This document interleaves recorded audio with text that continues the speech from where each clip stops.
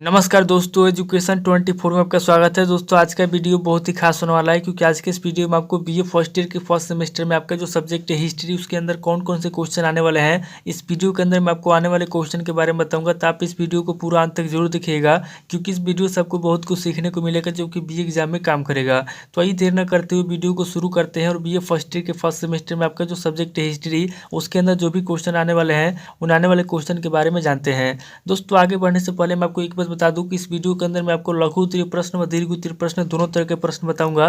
तो आप इस वीडियो को स्किप किए बिना पूरा देखिएगा ताकि आपको दोनों तरह के प्रश्नों के बारे में अच्छे से पता चल सके। तो आइए दोस्तों देर न करते हुए वीडियो को शुरू करते हैं और सबसे पहले हम लोग लघु उत्तरीय प्रश्नों के बारे में जानते हैं।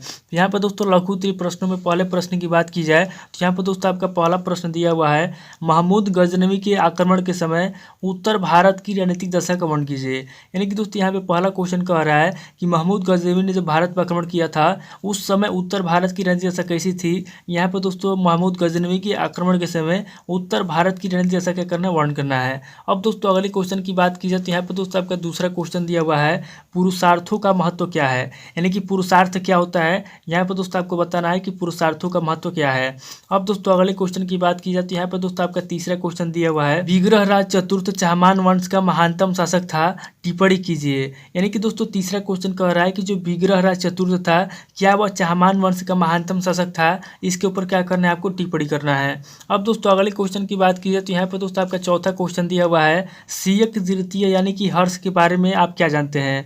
यानी कि जो हर्ष है सीयक द्वितीय भी उसको बोलते हैं। तो यहाँ पर दोस्तों कह रहा है चौथा क्वेश्चन कि सीयक द्वितीय यानी कि हर्ष के बारे में आप क्या जानते हैं। यहाँ पर दोस्तों आपको हर्ष के बारे में बताना है। अब दोस्तों अगले क्वेश्चन की बात की जाए तो यहाँ पर दोस्तों आपका पांचवा क्वेश्चन दिया हुआ है, जय सिंह सिद्धराज का परिचय दीजिए। यानी कि जय सिंह सिद्धराज कौन था, यहाँ पर दोस्तों आपको जय सिंह सिद्धराज का परिचय देना है।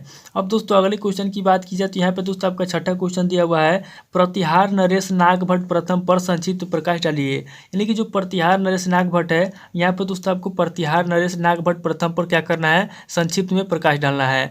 अब दोस्तों अगले क्वेश्चन की बात की जाए तो यहाँ पर दोस्तों आपका सातवां क्वेश्चन दिया हुआ है, बाण भट्ट का संक्षिप्त परिचय दीजिए।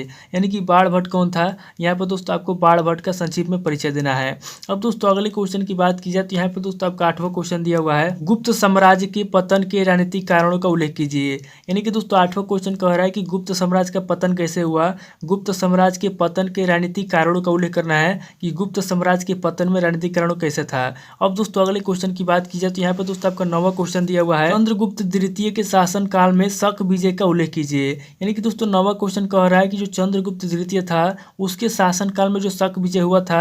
यहाँ पर दोस्तों आपको चंद्रगुप्त द्वितीय के शासन काल में जो शक विजय हुआ था, शक विजय का क्या करना है, उल्लेख करना है। अब दोस्तों अगले क्वेश्चन की बात की जाती है, यहाँ पर दोस्तों आपका 10वां क्वेश्चन दिया हुआ है, चंद्रगुप्त की छत्र शैली की मुद्राओं का उल्लेख कीजिए। यानी कि जो चंद्रगुप्त की छत्र शैली थी, यहाँ पर दोस्तों आपको चंद्रगुप्त की छत्र शैली की मुद्राओं का क्या करना है, उल्लेख करना है।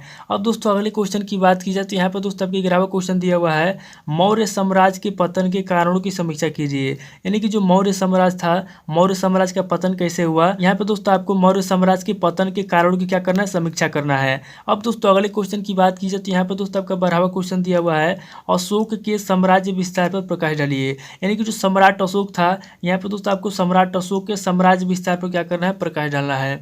अब दोस्तों अगले क्वेश्चन की बात की जाए तो यहाँ पर दोस्तों आपका 13वां क्वेश्चन दिया हुआ है, यहाँ पर दोस्तों आपका 13वां क्वेश्चन दिया हुआ है, महावीर जैन की प्रमुख शिक्षाओं पर प्रकाश डालिए। जो महावीर जैन था, यहाँ पर दोस्तों आपको महावीर जैन की प्रमुख शिक्षाओं पर क्या करना है, प्रकाश डालना है। अब दोस्तों अगले क्वेश्चन की बात की जाती है, यहाँ पर दोस्तों आपका 14वां क्वेश्चन दिया हुआ है, नंद वंश पर एक संक्षिप्त लेख लिखिए। यानी कि जो नंद वंश है, यहाँ पर दोस्तों आपको नंद वंश पर एक संक्षिप्त लेख लिखना है। अब दोस्तों अगले क्वेश्चन की बात की जाती है, यहाँ पर दोस्तों आपका 15वां क्वेश्चन दिया हुआ है, बिंबिसार पर एक संक्षिप्त टिप्पणी लिखिए। यानी कि बिंबिसार कौन था, यहाँ पर दोस्तों आपको बिंबिसार के ऊपर क्या करना है, एक संक्षिप्त टिप्पणी लिखना है।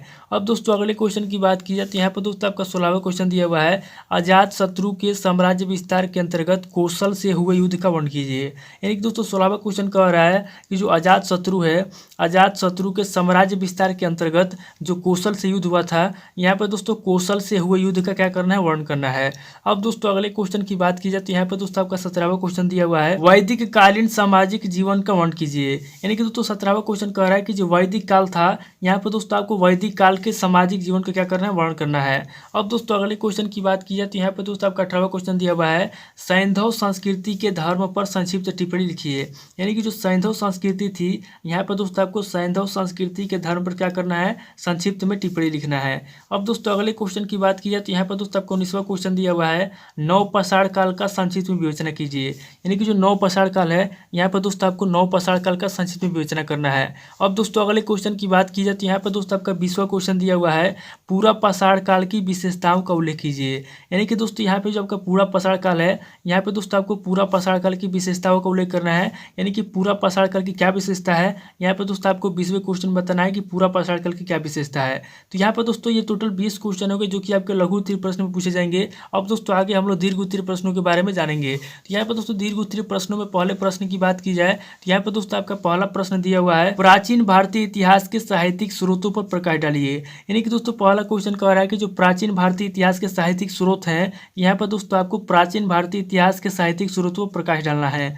अब दोस्तों अगले क्वेश्चन की बात की जाए तो यहाँ पर दोस्तों आपका दूसरा क्वेश्चन दिया हुआ है, सिंधु घाटी की सभ्यता की प्रमुख विशेषताओं पर प्रकाश डालिए। यानी कि दोस्तों दूसरा क्वेश्चन कह रहा है कि जो सिंधु घाटी की सभ्यता है, यहाँ पर दोस्तों आपको सिंधु घाटी की सभ्यता की प्रमुख विशेषताओं पर क्या करना है, प्रकाश डालना है।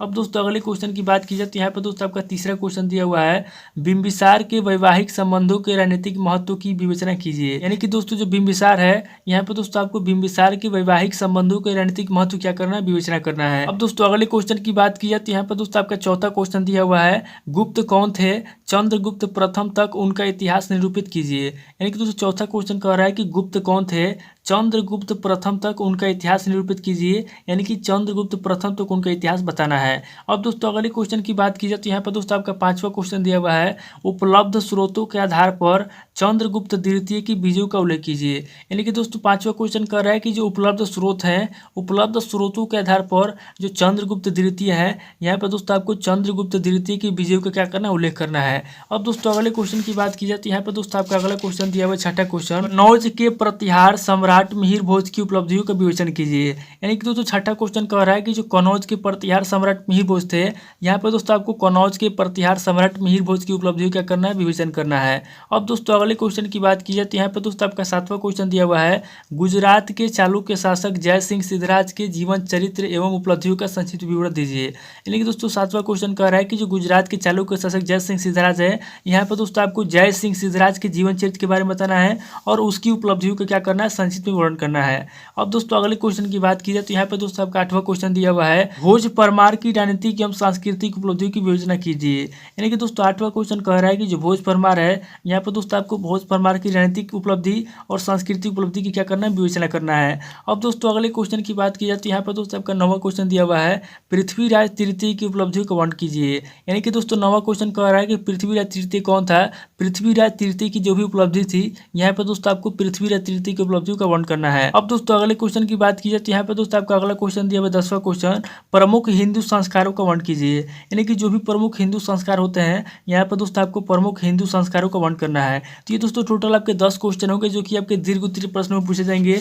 यहाँ पर दोस्तों इस वीडियो के अंदर मैंने आपको लघु उत्तरीय प्रश्न और दीर्घ उत्तरीय प्रश्न दोनों तरह के प्रश्न बता दिए। तो आप इन दोनों तरह के प्रश्नों को नोट कर लीजिए और किसी किताब से सीरीज से मिलाकर इनके आंसर याद कर लीजिए। फिर अगर आप कमेंट करेंगे तो मैं आपको अगली वीडियो में इन सभी क्वेश्चन के आंसर मैं आपको बता दूंगा। तो दोस्तों आज इस वीडियो को मैं पे स्किप करता हूँ, मिलता है आपसे नेक्स्ट वीडियो में। अगर आपको वीडियो अच्छा लगा तो वीडियो को लाइक कीजिए, शेयर कीजिए और कमेंट करके बताइए कि आपको नेक्स्ट वीडियो किस टॉपिक के ऊपर चाहिए। थैंक यू दोस्तों।